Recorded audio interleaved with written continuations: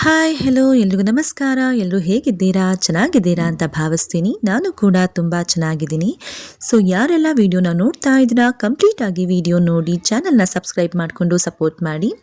ಬೆಳಗ್ಗೆನೇ ಎದ್ದು ಬಾಗಿಲಿಗೆಲ್ಲ ನೀರು ಹಾಕಿ ರಂಗೋಲಿನ ಬಿಡಿಸಿ ನನ್ನ ದಿನಾನ ಸ್ಟಾರ್ಟ್ ಮಾಡ್ತಾ ಇದ್ದೀನಿ.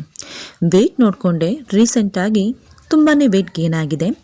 61.5 kg ಇದ್ದೀನಿ. ಸೊ ವೆಯ್ಟ್ ಲಾಸ್ ಮಾಡಬೇಕಲ್ಲ ಅಂತ ಯೋಚನೆ ಮಾಡ್ತಾ ಹೆಲ್ತಿ ಡ್ರಿಂಕ್ ಏನಾದರೂ ಕುಡಿಬೇಕಲ್ಲ ಅಂತ ರಾತ್ರಿನೇ ನೆನೆಸಿಟ್ಟಿರುವಂತಹ ಮೆಂತೆಕಾಳಿನ ನೀರನ್ನು ಕುಡಿತಾ ಇದ್ದೀನಿ. ಸೊ ಮೆಂತೆಕಾಳು ಹೇರ್ಸಿಗೆ ಮತ್ತು ಪಿಂಪಲ್ಸಿಗೆಲ್ಲ ತುಂಬಾ ಒಳ್ಳೆಯದು. ಫ್ಯಾಟ್ ಲಾಸ್ ಸಹ ಆಗುತ್ತೆ, ಶುಗರಿಗೂ ಸಹ ತುಂಬ ಒಳ್ಳೆಯದು. ಎಲ್ಲರೂ ಟ್ರೈ ಮಾಡ್ಬೋದು. ಸೊ ನೆಕ್ಸ್ಟ್ ನಾನು ಮಾಡಿದ್ದೆ ವಾಕಿಂಗಿಗೆ ಹೊರಟೆ. ವಾಕಿಂಗಿಗೆ ಹೋಗ್ತಾ ಹೋಗ್ತಾ ಅಲ್ಲೊಂದು ಹಳೇ ಕಾಲದ ಒಂದು ದೇವಸ್ಥಾನ ಇದೆ, ಅದು ನನ್ನ ಮನಸ್ಸೆಳೀತು. ಸೊ ಹಾಗಾಗಿ ನಿಮಗೂ ತೋರಿಸೋಣ ಅಂತ ಕ್ಯಾಪ್ಚರ್ ಮಾಡಿಕೊಂಡೆ.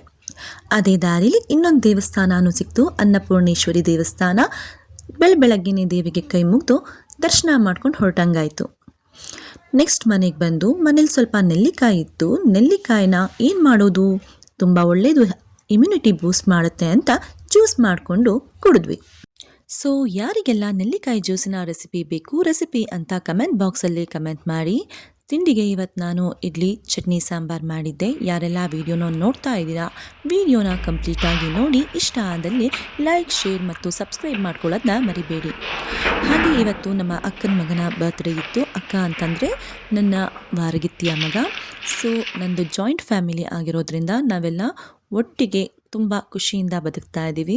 ಸೊ ಇವತ್ತು ನನ್ನ ಮಗನ ಬರ್ತ್ಡೇ ಆಗಿರೋದ್ರಿಂದ ನನ್ನ ಮಗಳು ಅವನಿಗೆ ಗಿಫ್ಟ್ ತಂದಿದ್ಲು. ಅವನು ಗಿಫ್ಟ್ನ ಅನ್ರ್ಯಾಪ್ ಮಾಡ್ತಾ ಇದ್ದಾನೆ. ಮಕ್ಕಳ ಗಿಫ್ಟು ಹೇಗಿರೋಕ್ಕೆ ಸಾಧ್ಯ ಅಲ್ವಾ?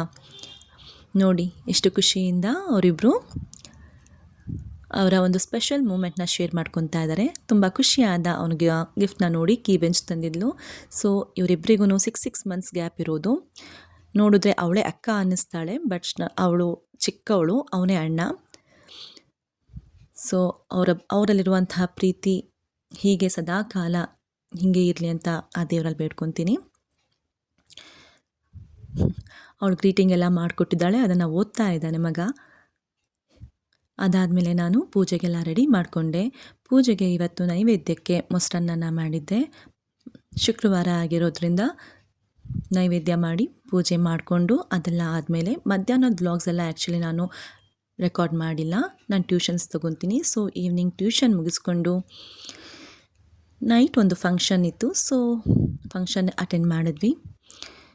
ಫಂಕ್ಷನ್ ಅಟೆಂಡ್ ಮಾಡಿ, ಫಂಕ್ಷನ್ ಅಂತಂದರೆ ನಮ್ಮ ಫ್ಯಾಮಿಲಿ ಫ್ರೆಂಡಿನ ಮದುವೆ ಇತ್ತು.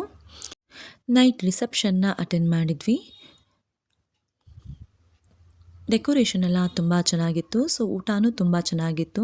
ಊಟ ಎಲ್ಲ ಮುಗಿಸ್ಕೊಂಡು ಮನೆಗೆ ಬಂದು ನಮ್ಮ ಮಗನ ಬರ್ತ್ಡೇ ಸೆಲೆಬ್ರೇಷನ್ ಮಾಡಬೇಕಿತ್ತು. ಸೊ ಬರ್ತ್ಡೇ ಸೆಲೆಬ್ರೇಷನ್ ಅಂತ ಅಂದರೆ ನಮ್ಮ ಕಡೆ ಕೇಕ್ ಕಟ್ ಮಾಡೋಕ್ಕೆ ಇಷ್ಟಪಡಲ್ಲ ನಮ್ಮ ಅತ್ತೆಯವರು. ಯಾಕಂತಂದರೆ ಇದು ನಮ್ಮ ಸಂಸ್ಕೃತಿ ಅಲ್ಲ ಅಂತ ಹೇಳ್ತಾರೆ. ಆದರೂ ಮಕ್ಕಳು ಆಸೆಗೆ ಬೇಡ ಅನ್ನೋಕ್ಕಾಗಲ್ಲ ಅಲ್ವಾ? ಸೊ ಮಕ್ಕಳಿಗೋಸ್ಕರ ಆದ್ರೂ ಕೇಕ್ ಕಟ್ ಮಾಡಿಸ್ಬೇಕು ಅಂತ ಮನೆಯಲ್ಲಿ ಸಿಂಪಲ್ಲಾಗಿ ಕೇಕ್ ಕಟ್ ಮಾಡಿಸಿದ್ವಿ. ಮಕ್ಕಳೆಲ್ಲ ತುಂಬ ಖುಷಿಯಿಂದ ಕೇಕ್ ಕಟ್ ಮಾಡ್ತಾ ಇದ್ದಾರೆ. ಒಬ್ಬರು ಬರ್ತ್ಡೇ ಅಂದರೆ 4 ಜನದ್ದು ಬರ್ತ್ಡೇ ಇದ್ದಂಗೆ ನಮ್ಮ ಮನೇಲಿ. ಸೊ ಎಲ್ಲರೂ ಖುಷಿಯಿಂದ ಕೇಕೆಲ್ಲ ಕಟ್ ಮಾಡಿಕೊಂಡು ತುಂಬ ಖುಷಿಯಿಂದ ಅವರ ಬರ್ತ್ಡೇ ಸೆಲೆಬ್ರೇಷನ್ ಆಯಿತು.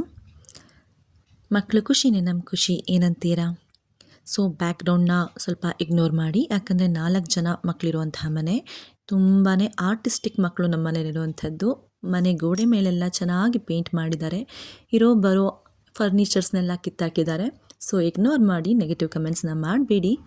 ಸೊ ಇಲ್ಲಿ ದೊಡ್ಡವರು ಎಲ್ಲರೂ ಮಕ್ಕಳಿಗೆ ಕೇಕ್ನ ತಿನ್ನಿಸ್ತಾ ಇದ್ದೀವಿ. ಸೊ ಮದುವೆಗೆ ಹೀಗೆ ರೆಡಿಯಾಗಿದ್ದೆ, ಹೇಗೆ ಕಾಣಿಸ್ತಾ ಇದ್ದೀನಿ ಕಮೆಂಟ್ ಮಾಡಿ. Thank you for watching, keep supporting.